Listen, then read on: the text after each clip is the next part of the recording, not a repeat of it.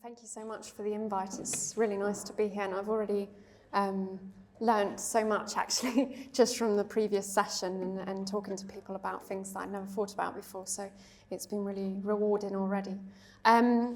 So I'm going to be talking about a technology here, which is that of ultrasound, and different ways in which we can use it to tackle or fight Alzheimer's disease from sort of different perspectives here. And some of them are a lot further down the line towards getting to the clinic than others that are a lot more sort of new research and very early days still.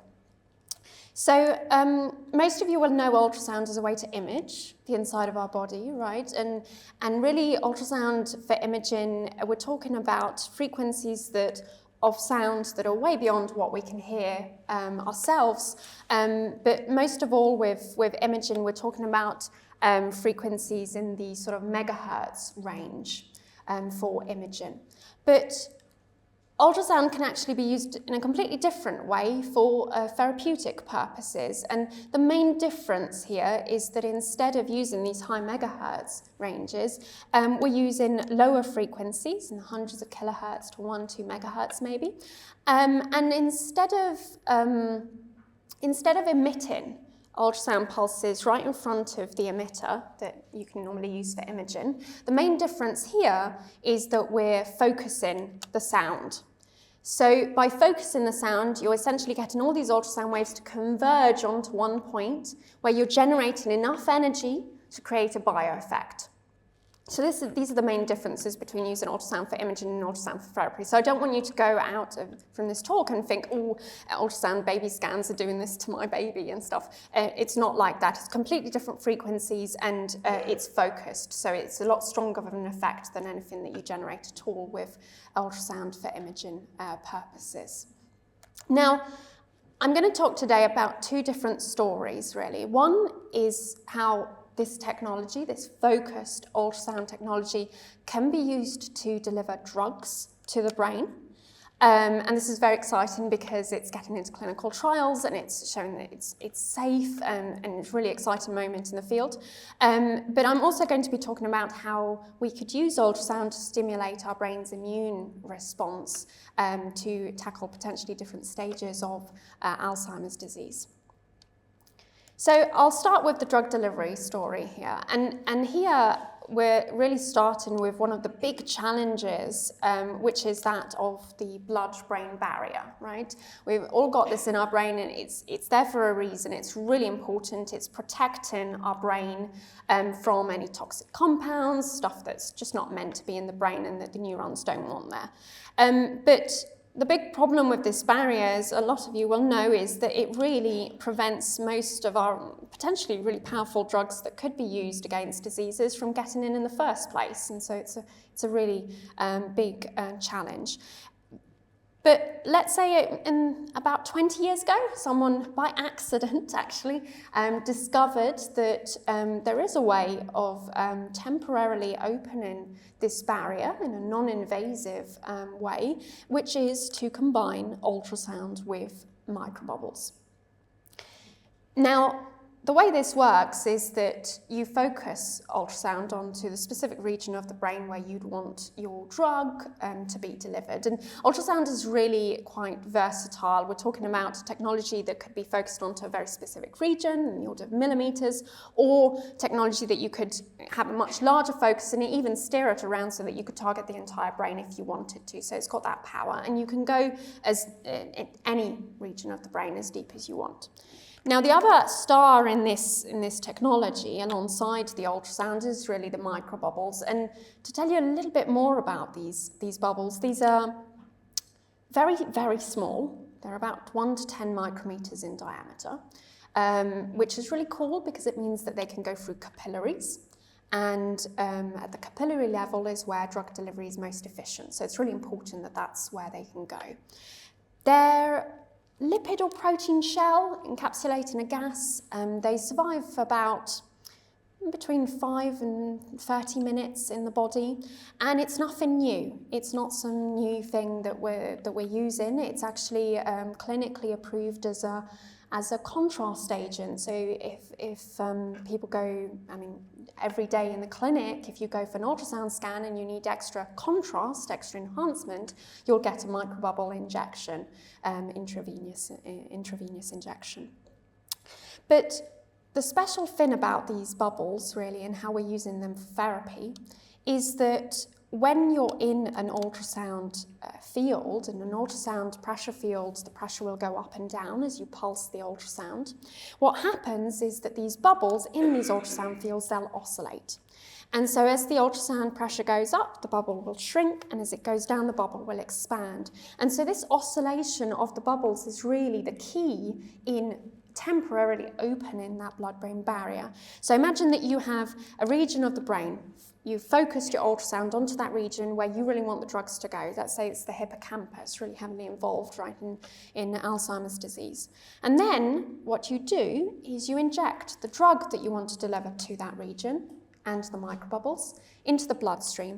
And so the drug and the microbubbles will go everywhere in the body, but only where the ultrasound is focused onto inside of the brain will those bubbles oscillate.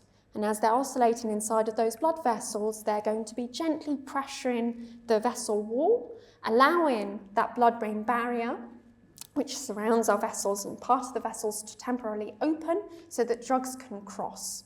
Okay, finally reaching areas of the brain where normally they could not reach, particularly if we're talking about large antibodies, nanoparticles, liposomes, anything that large can finally get across, but even much smaller molecules that normally can only get across a little bit, you can increase and enhance that delivery. Now, I've been working quite a lot in this field for almost 10 years now, and one of the things that is really important here is it's safe, right? The idea of having your blood-brain barrier opened, even if it's temporary, might be a bit worrying or a bit scary, because it is there for a reason, right? You want to prevent substances from getting into the brain most of the time.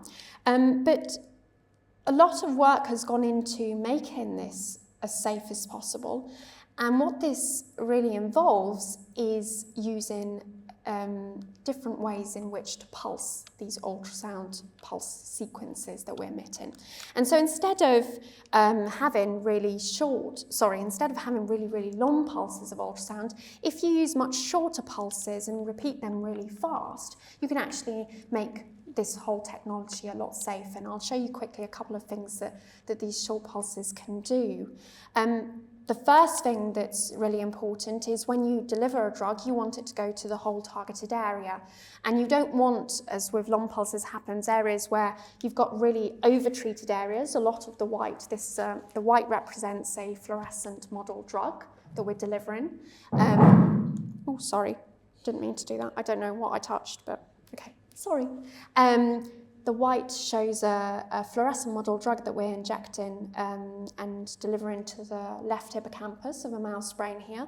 And what we're seeing is that by using these short and much more gentle pulses, you can get more of the drug to more of the treated region without having these really bright blotches of sort of overtreated and undertreated areas. And actually what you're seeing lighting up here happen to be neurons that are uptaking this particular fluorescent model drug, and that will depend on that happening on what you're actually injecting in the first place.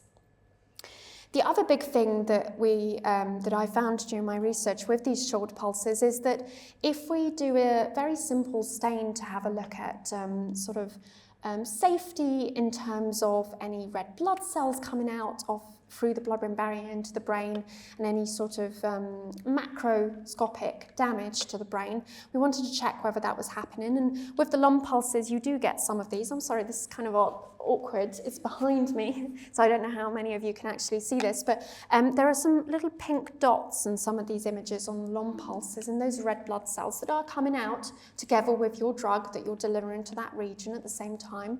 But if you use the short pulses, we don't see this at all. We don't get those red blood cells entering the brain at the same time, which would be the equivalent, I suppose, of a mini microhemorrhage, which sounds scary, but actually resolves, and has been shown in the clinic when using long pulses that it resolves within 24 hours.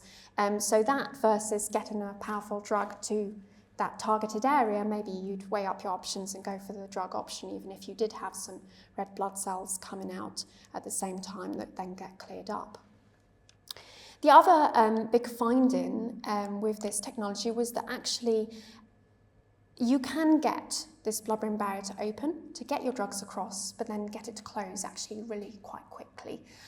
With long pulses, it was found that you could keep the blood-brain barrier open for like 24, 48 hours, which is quite a long time, depending on what drug you're delivering. So you might want it to be open for that long, so that your drug can keep on going in if it's a long circulating drug and there for a long time and you want it to go through. But in some cases, you might just want to open the barrier, get your drug across, and then get the blood-brain barrier to close really nice and quick, so you don't have a continuous flow of other substances into the brain for prolonged periods of time. And that's exactly what we're seeing with these short pulses. If you inject the drug, this fluorescent white, well, it appears to be white, it's not actually white, but this fluorescent model drug, if you inject it immediately, it's going through. But if you inject it 10 or 20 minutes after you've opened that blood-brain barrier, you're not seeing it anymore, hardly at all. And that indicates that that barrier is closing within just 10 to 20 minutes, which is really exciting for especially short circulating drugs where you just don't want the barrier to be open for long periods of time necessarily. Now, given this meeting and the context we're in, I really wanted to show some results of how this technology could be used in Alzheimer's disease. And this is the very first study that's been done with these short pulses that are more gentle, doing this a lot more sort of safely. And what we're doing here is essentially we're delivering with ultrasound and microbubbles this, I call it a metallodrug. It's actually cobalt-based, very new. It's been made by the chemists at Imperial, and they were really excited about having a look at whether it could work in not just in cells, but actually in an Alzheimer's disease mouse model. And so we set out to get this drug across. It's actually quite small, but it still doesn't go across the blood-brain barrier, so we really needed the ultrasound to get it across. And what we're doing here is we're basically putting the mouse to sleep, shaving its head so that we don't have any air bubbles getting in the way, because ultrasound really needs to propagate through water or tissue or ultrasound gel to get where you want it to go. And then we're injecting the metallodrug and doing this ultrasound treatment, opening the blood-brain barrier, the drug gets across, and we're doing this once a week for 3 weeks.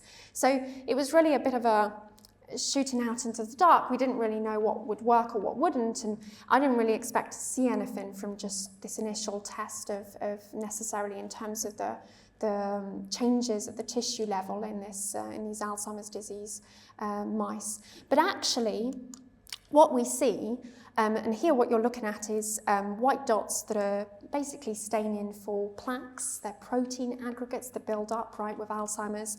And what we're seeing is that with the no treatment and the drug only, we have way more of these plaques building up across those 3 weeks of that weekly treatment compared to using just the ultrasound under microbubbles. So this is just opening the blood-brain barrier, and compared to using the ultrasound to get the drug across as well.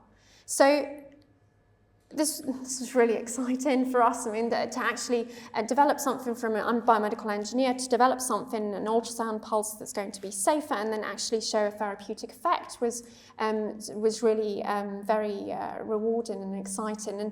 And what we see from the quantification is, in fact, that in these ultrasound and drug groups, we're getting that reduction in plaque burden, in the average number of plaques.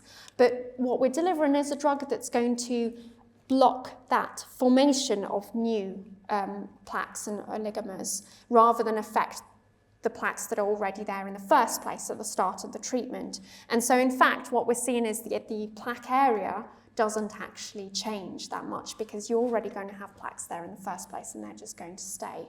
And so this is just basically a way of showing you that depending on the drug that you want to deliver, you may be able to actually get the effects that the drug has, but this is a method of getting your drug into the brain, essentially, in the first place. And just to show you some behavioural data from these mice, what we're doing here is we're just targeting the left hippocampus. And we're just doing it once a week for 3 weeks. So it's really quite a short treatment and really exciting that we're getting these effects. But we just wanted to check whether if you're opening the blood-brain barrier once a week for 3 weeks, does this change the behaviour of the mice? We're not expecting improvements because we're just targeting the left hippocampus. But we wanted to just check, and we see that in terms of anxiety, activity and locomotion of these mice, there's no difference between the no treatment, the drug only, the ultrasound plus drug in the Alzheimer's mice compared to just a wild-type healthy mouse. There's no difference.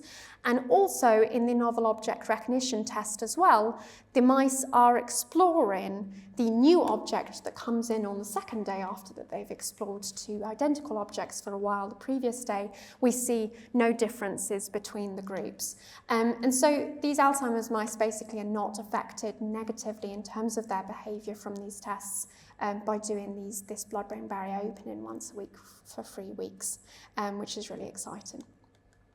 So overall, to sort of wrap up this story so I can tell you about the other way in which ultrasound can be used, is that basically if you have a drug that you'd like to get into the brain of say an Alzheimer's disease brain, this is a technology that can open the blood-brain barrier temporarily without, well, we call it non-invasive. It does involve an injection, right, of the drug and the microbubbles, but that's all in terms of invasiveness. And we can really do this in a more uniform way with the blood-brain barrier recovering quickly and with no tissue damage if we pulse the ultrasound in a way so that it's more gentle, essentially. And overall, in the Alzheimer's disease study, what we've shown is that with these short pulses, we can actually get drugs to the treated region to avoid build-up of plaque burden, if that's what the drug does, and in our case it was, and in a way that doesn't negatively affect the behaviour of these mice as well. Now, I wanted to tell you another story as well about how ultrasound can be used in the brain, and in particular how it could be in the future used in the context of Alzheimer's disease. And this is using ultrasound to essentially stimulate our brain's immune response, our immune cells. Now, ultrasound, I've talked about it with microbubbles to open that barrier. Everything that I say from now on is just ultrasound. There's no bubbles involved, no blood-brain barrier opening, just ultrasound. And the field got very excited about using ultrasound to stimulate cells a couple of decades ago, essentially because this technology can either stimulate or suppress activity of cells. And of course, everyone gets very excited about neurons to start with, and so neuromodulation has sort of dominated the field, and you may know of ways using magnetic and electrical stimulation as well as ultrasound to do neuromodulation. But what's happening here with the ultrasound is you're essentially generating almost like a push, right? Ultrasound is a mechanical pressure wave, so you're pushing on tissue.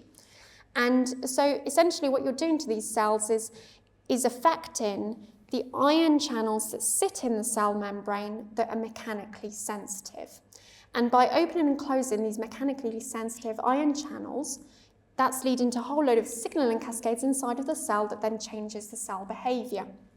And you can do lots of different things. But that's the main thing that's happening here. You can, if you want to, ramp up the intensity of that ultrasound or have it on for such a long period of time that you can generate a thermal effect as well. So you heat up the tissue. And generally, at least in my research, we definitely don't want to do this, and we don't go nowhere near being able to generate a thermal effect. But if you're interested, there's some fantastic YouTube videos showing how ultrasound can be used to cure, essentially. Over the last 7 years, they've been doing treatments, and their lasting effects, essential tremor and Parkinson's disease-related motor disorders. And it's incredible. These patients go in, they can't even hold a mug of tea and do normal activities. They come out after burning with this thermal ultrasound effect after burning a tiny region of their brain, and the tremor is just gone. And you have to do both sides of the brain for both sides of the body. But it's really fantastic. But in my research, we're not doing this. We're not doing this thermal effect. mechanical effect, and what we're very excited about is having an effect on our innate immune cells of the brain called microglia. Now, the reason I've gone into this with my research group now is mainly because during those drug delivery treatments that I was telling you about before, I saw very clearly that by using different pulses of ultrasound, we're generating different effects. The microglia with the short pulses were a lot more ramified. And these cells are ramified in their normal state. They're sort of surveilling the surrounding environment, checking out whether they need to engulf anything, remove it, help clear, or help alert other cells that there's a situation that needs to be dealt with, and to come along and help out. But with the long pulses of ultrasound, these cells looked a lot more rounded and were clearing away the model drug that we were delivering, that's here in red, a lot more than with the short pulses. So this got my research team thinking that actually here, maybe we can, without using microbubbles and without opening the blood-brain barrier, can ultrasound sort of modulate the activity of these cells and change their behaviour, and different types of behaviour might be useful at different stages of disease. And so that's what we've started to look into, and this is very early stages. We've only just sort of set up the lab and running over the last year, and we're starting to get results slowly with some funding now. But the idea is that these immune cells of our brain, they have so many different functions, and some of these functions would be really useful to enhance at certain stages of diseases. So, for example, microglia phagocytose, they engulf and sort of remove substances like protein aggregates, which build up right with Alzheimer's disease, dead neurons, etc.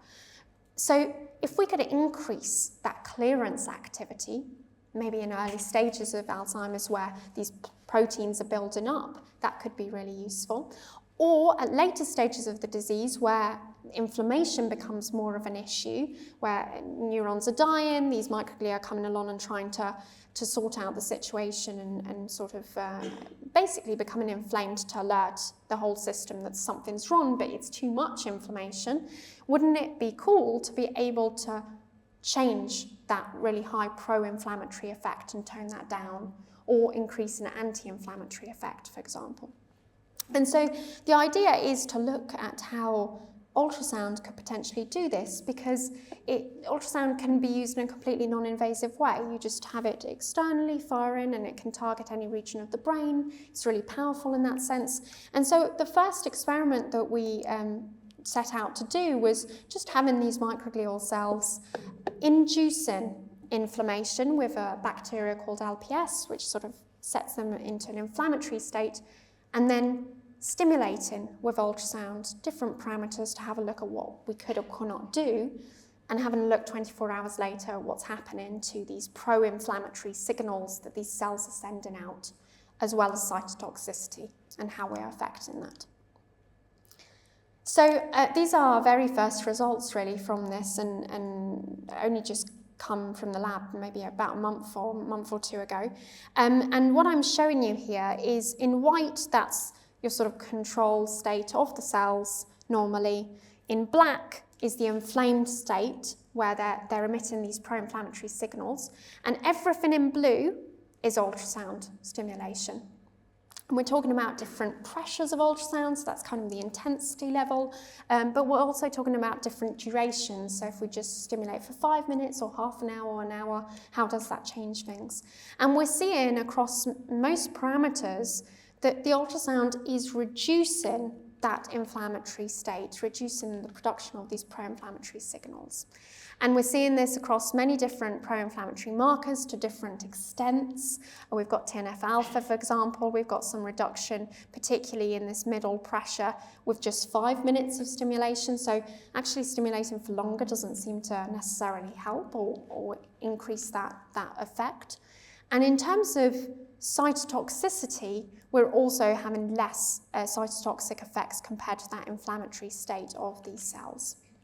Now, I've been showing you results at 2 different ultrasound frequencies because the 500 kilohertz is more relevant for humans, whilst the 1 megahertz is more relevant for an animal model like a mouse. And so we're looking at both scenarios.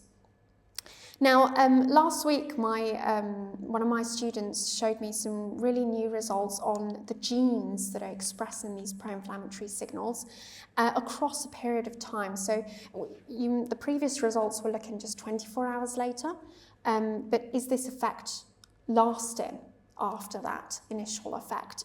And we looked up to 3 days later, and we're seeing that the genes that are expressing these inflammatory signals are reducing across this period of time, and the anti-inflammatory effects are actually, if anything, increasing, which is really exciting that we can have this kind of effect just by stimulating with ultrasound in these cells. And we really need to work on discovering how much control we have over the effect that we're generating, because ultrasound can be really emitted in so many different ways. You can have really short pulses, really long pulses, high, low intensities. You can repeat it really fast or really slowly. You can have really long stimulations, short. There's so much to look at and see what we can achieve with this. But the overall message here is that ultrasound can be used to reduce inflammation in brain cells, in the innate immune cells of the brain. Now, currently, what we're doing is trying to translate this a bit closer to sort of a brain scenario, right? A real brain scenario, not just cells in a dish. And so we're stimulating the brain of mice and looking at these brain samples, both at the inflammatory state and staining brain sections for different things that we'd be interested in. In particular, we've got those microglia, those immune cells. We're checking their morphology changes and how much they're engulfing and clearing substances.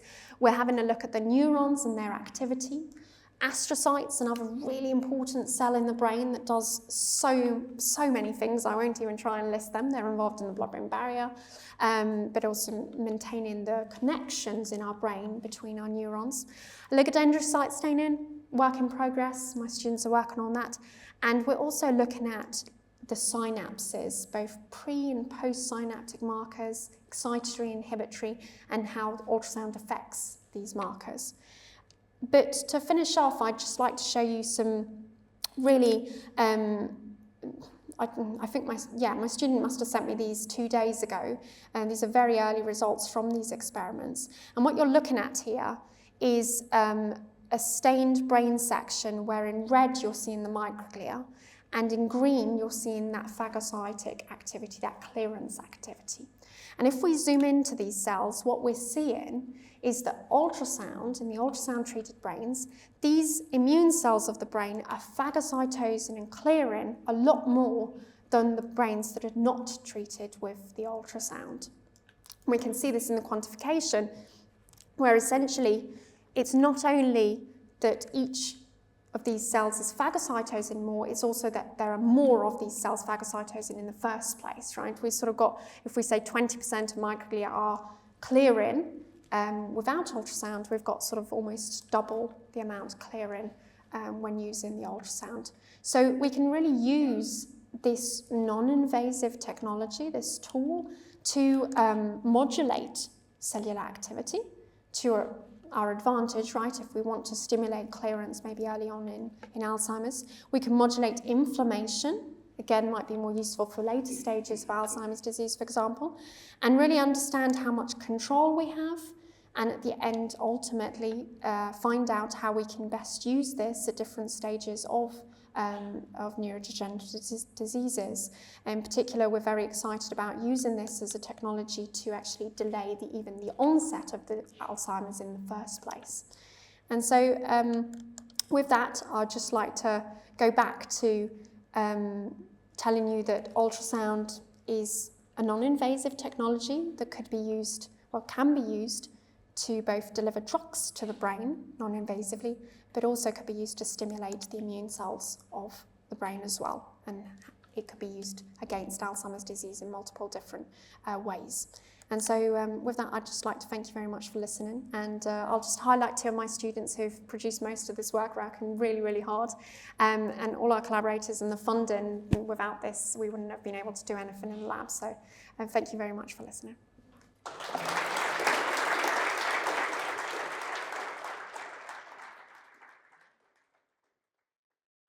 We have about 5 minutes. Okay, yeah. Thank you very much, this is excellent. On the first part, you showed that ultrasound, even without the drug, was able to clear some of the plaque. What's your view on that? What do you think is happening? Yeah, it's a really good question. We got so excited when we saw that because we weren't expecting it.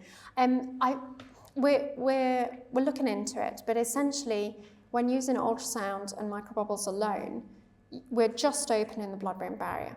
And our hypothesis is that by opening the blood-brain barrier, substances are going to go into the brain, and this may be alerting those microglial cells, those macrophages, that there's something going on, and they're sort of waking up and trying to deal with the situation. And in dealing with kicking out the stuff that has come in, they're also potentially clearing out some of the plaques that have built up. So it's almost like a wake-up call of going like, or have a look at what's going on here, then waking up and then actually doing some good at the same time as clearing other substances out. So we think that's what's happening.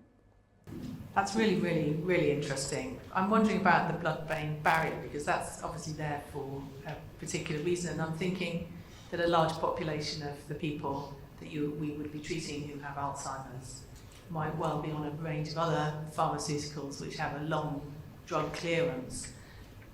How can we find out what effect those drugs will have if they're allowed through a window to get into the blood-brain barrier? Yeah. No, it's a really good question, and actually the clinical trials that are going on testing this drug delivery technology that are ongoing in Canada, the US and Taiwan, they've just got through the safety stage and they're testing different Alzheimer's disease drugs, and they're exactly starting to look into this and how other drugs are affected by the fact that the blood-brain barrier is open, and how to sort of balance out the treatment so that it's not creating any negative effects. So I don't have an answer for you, but they're looking into it at the moment. Thanks. As I said, it was a really interesting talk. And I guess I have another question about the BBB safety stuff. Probably just because it's kind of mind-blowing that you can do this, that you can induce permeability change in such a short time frame and it kills itself. So I was wondering how that changes in someone with Alzheimer's where actually they already have increased BBB permeability. And the mouse model you use, do they have increased BBB permeability at the age that you use them? And did they still heal as fast? And did you sort of check for that? Did you have, I don't know, MRI or IDEOs or whatever? No, that's a really good question. The idea is that, in general, despite the blood-brain barrier being open in Alzheimer's disease, it's not open homogeneously. So some regions it's open, some regions it's not. So this technology would mostly be useful to open up the regions that are not open already, essentially. In terms of looking into the mouse model we use does have blood-brain barrier permeability to some extent. It's quite low. Especially because we were targeting a sort of earlier stage in the disease, sort of a mid-range rather than too early or too late, and in the late stages it's a lot more permeable. We're sort of, these are very recent results, so we're sort of still having a look at what we're affecting, how we can improve things in different ways. So it's an amazing question, and we hope to have results soon on having a look at how it's affecting it. I was just wondering about in terms of human trials, if they should happen, what your thoughts would be about both sort of acceptability but also feasibility in terms of delivering that sort of intervention. Yeah, it's a very good question. At the moment, the UK is a bit behind with these clinical trials. They're about to start at St Mary's in London. They're hoping next year, but not actually for Alzheimer's disease patients. They're starting off with patients with brain tumours to show that the blood-brain barrier is safe to open it and deliver drugs. In terms of acceptability, at the moment, the technology is extremely bulky. It involves going into an MRI scanner to have a scan and then have the ultrasound treatment and then another scan to check where you've opened the blood-brain barrier. But there are a lot of researchers, because the field is really, everyone's got so excited and it's really grown so much, there are a couple of different groups that are really making something that's very portable. It's almost, they're actually the trials in, I think it's Columbia University in New York. They're doing treatments on children with brain tumours, and the whole technology is as simple as just sitting back in a chair and having this sort of little probe attached to the back of the head, and it's opening the blood-brain barrier in the region where the tumour is. And the child is just watching something on an iPad, and not, you know, there's no pain involved or anything. It's very simple procedure. And we're talking about maybe 5 minutes of stimulation with a bit of setup, so the whole thing can take about half an hour. But of course, at the moment, it's still in that sort of range of, it would involve someone going in and equipment that at the moment is quite expensive, and slowly will get cheaper and more accessible, we hope. But with the UK, we're a bit behind with this, and we're starting to maybe see some results in this field maybe next year by starting recruitment at the moment. So I was wondering whether frequent injections result in the brain learning the response to the drugs, and then with subsequent injections, does the brain then potentiate the effect of the drug, or does it have the opposite effect? That's a very good question, and I'm the wrong person to ask it to, I think, because I'm not a pharmacologist and I don't know enough about drugs. I think it would depend very much on the drug that one is delivering and finding out how the brain will respond to it. But it's a very good point, because before, these drugs just wouldn't get into the brain, or very little would get into the brain. And so really discovering how the fact that we're opening this barrier and getting a lot more across is going to affect the brain and its response to subsequent treatments is really important to look at. Are the drugs ready? That's a very good question. I think, there are a lot of people working on drugs, and there's a couple of antibodies that have come out recently that people think are really promising. But it's a technology that sort of opens the doors to drugs that have even previously failed, right, in clinical trials because they couldn't get across. Now we can test them again. So it kind of opens up the door for anything, which is exciting, but also, a lot to do. Thank you, Sophie. Thanks.